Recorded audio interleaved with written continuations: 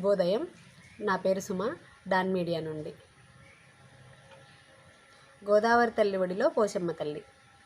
అల్లూరు సీతారామరాజు జిల్లాలోని దేవీపట్నం మండలం గొందూరులో వెలిసిన గిరిజనుల ఆరాధ్య దేవత మాతృశ్రీ గండి పోచమ్మ తల్లి గత 4 నెలలుగా గోదావరి తల్లి ఒడిలో నీట మునిగి ఉండడం వల్ల దసరా ఉత్సవాలకు కానీ నిత్య పూజలకు కానీ నోచుకోకపోవడంతో భక్తులు ఆందోళన చెందుతున్నారు.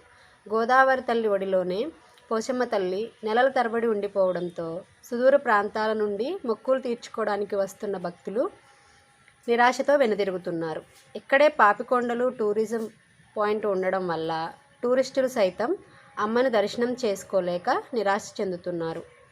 సమీపంలోనే పోలవరం ప్రాజెక్టు ఉండడం వల్ల గేట్లను పూర్తిగా కిందికి దింపి ఉంచడం వల్ల ఎగువ నుండి వస్తున్న గోదావరి నది వరద నీరు ఇక్కడే ఉండిపోయి అమ్మవారి గుడిని సైతం ముంచివేసింది.